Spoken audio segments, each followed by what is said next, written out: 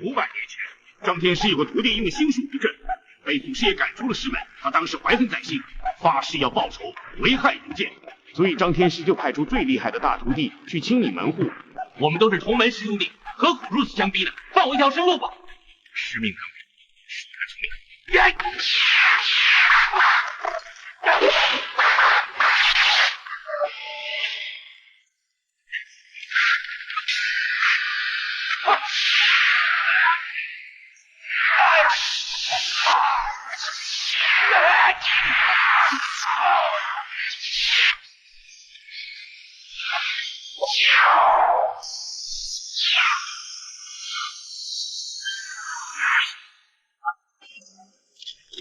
经过了一场死斗，终于将他收进了这个坛子里。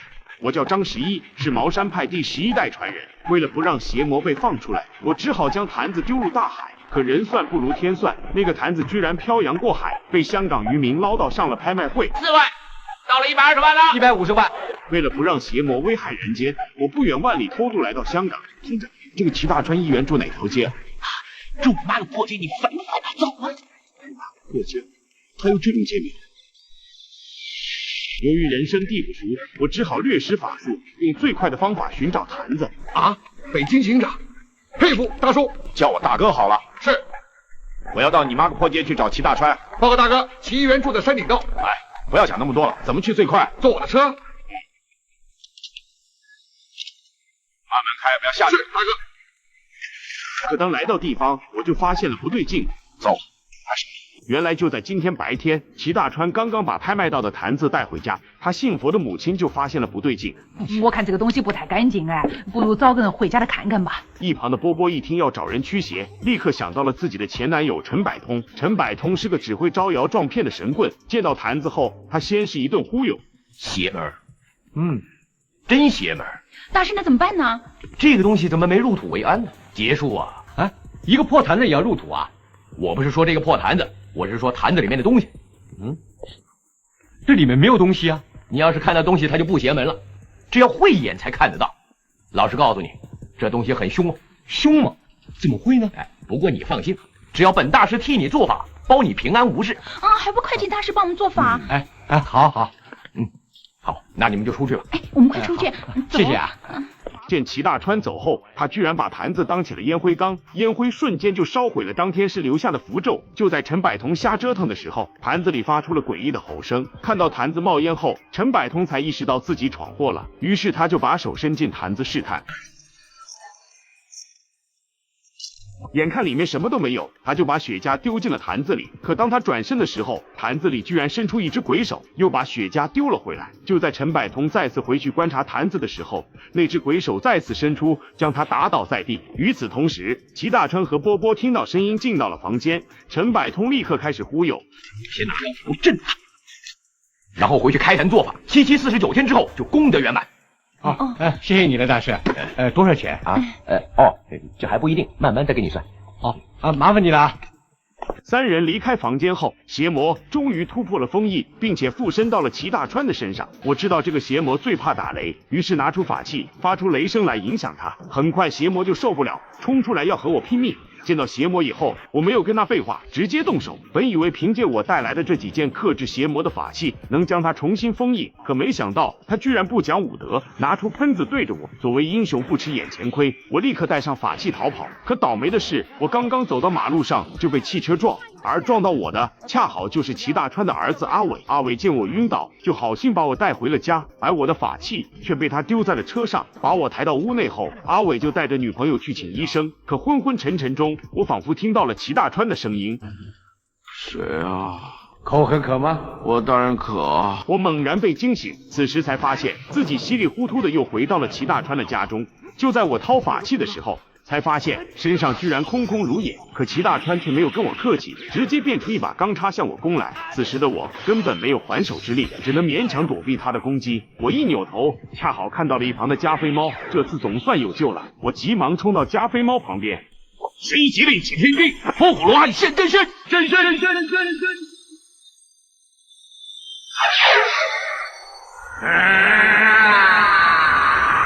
孽障，看你能奈我何！就在我以为能制服邪魔的时候，吵醒了齐大川的女儿。她眼看我踩着她最喜欢的加菲猫，立刻就抢了过去。无奈之下，我只能撞破房门逃跑。幸亏阿伟及时回家，齐大川才没有继续追赶我。次日，我找到阿伟，想要揭穿齐大川被邪魔附身的真相，可他却觉得我脑子秀逗了，还找来个神父跟我论道。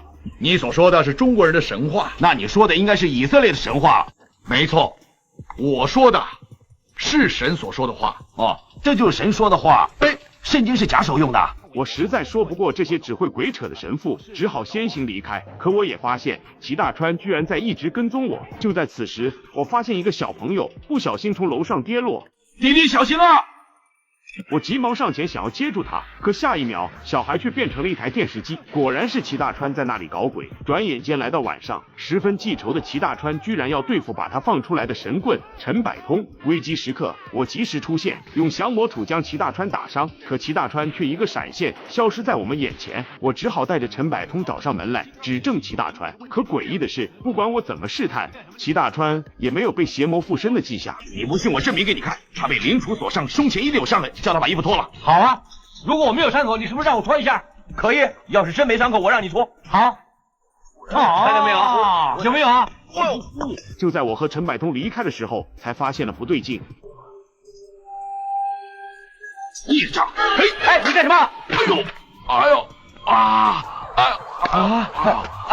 你怎么了？你仿佛很痛的样子。我干嘛仿佛？压根就痛啊！警察来了，来不及了，我们下次再玩吧。下次用说就行了，不要用手拉呀。可以，走。次日一早，我就在半路上埋伏了小美。快点，胖子，快把他弄上车了。可就在我们要离开的时候，意外发生了，司机还没上车，汽车就自己发动了。就这样，我们两个一起撞下山崖，然后被送进了医院。警察把我当成绑架犯来盘问，我只好向警察解释，跟我一起进来的那个小女孩已经被邪魔附体。警察却以为我脑子秀逗了，要把我转到疯人院。就在此时，电灯突然熄灭，意识到了危险的临近，我就要阻止警察开门，可为时已晚，一个满头是血的同事倒了进来。看见可怜巴巴的小女孩，警察就上前营救。殊不知，这个小女孩才是真正的恶魔。同志，小心点！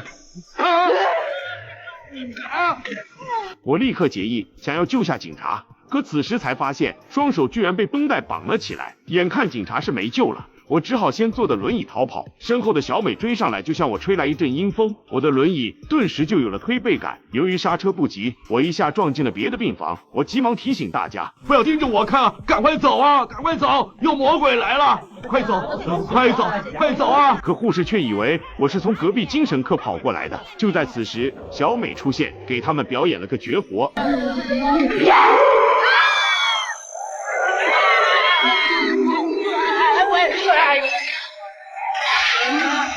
此时大家才意识到，真的有恶魔来了。附近的警察听到声音后，纷纷过来查看。他们见到这恐怖的景象，纷纷开枪射击，可这根本伤不到小美。我趁着这个机会，在陈百通身上画符，神棍分两仪，日月照红光。就这样，邪魔被赶走。随后，我就把对付邪魔的方法告诉了大家。用灵杵跟曼陀罗。这样上哪去找啊？灵杵就在车里面，曼陀罗在坛子里，只要两个东西合并在一起，就可以除掉那个恶魔了。就凭我们去抓恶魔？当然不行啊，一定要带着我的元神去才行啊。怎么带？记住啊，烧3炷香，向西面跪拜，叫3遍我的名字，我就可以附在你的身上了。啊，你上我身？事不宜迟，要是被恶魔先找到，麻烦就大了。赶快去啊！走吧，走，恶魔局长，快点。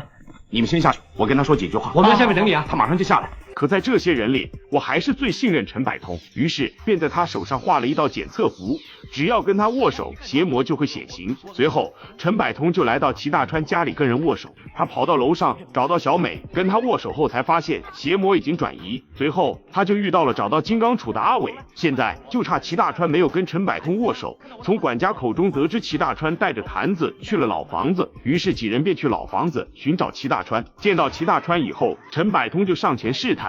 可没想到这次居然找对人了。算我错了，我不敢攻击你的，放手。你还想知道什么？我现在什么都不想知道，我只要离开这儿。本来我上齐大川的身，对你们是百利而无一害，谁知道你们处处为难我，算你们倒霉。老爸，啊！危急时刻，阿伟急忙用我教的方法召唤我上身，结果喊我名字的是他女朋友阿丽。还不快现原形，免伤人命！怎么会这样的？这要怪你，刚才只有他喊张十一，那当然就上他的身了。张十一，你处处跟我作对，上次没杀你，今天我救不了你。由于阿丽身上没有阳气，所以我的功力根本使不出来，我只好重新转移到阿伟身上。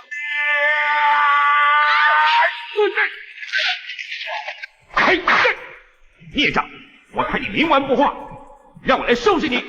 可不出意外的话，意外发生了。护士在查房的时候发现我断气了，于是便找来医生要解剖我。无奈之下，我只能让他们三个自己先顶着，我要回去救自己的身体。三人只好用捉迷藏来拖延时间。可这里地方就这么大，能藏人的地方也不多。眼看藏在房顶的阿丽快坚持不住了，阿伟挺身而出，想要引开齐大川。可齐大川并没有上当，折返回来抓向阿丽。幸亏陈百通眼疾手快，又把阿丽抢了回来。可危机并未解除，阿丽一时紧张，把坛子丢向齐大川，这也无意中找到了对付邪魔的曼陀罗。在曼陀罗的照射下，齐大川根本不敢靠近。陈百通见这么好玩，就想用曼陀罗逞威风，结果他一下拿反了，曼陀罗也被齐大川一脚踢飞。危急时刻还得是我亲自出马。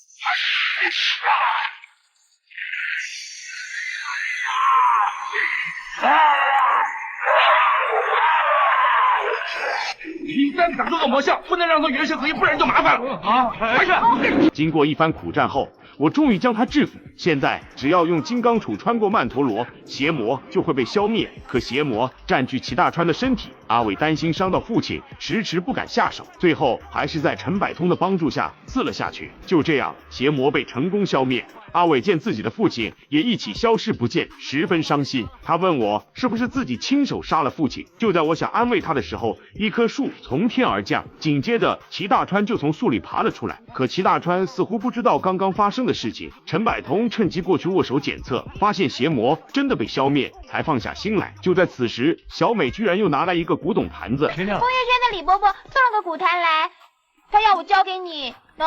又是这些怪东西啊！大师，送给你了，你留着用吧。这个东西送我都不要。到这里，我的故事也就结束了。我是小 K，我们下期见。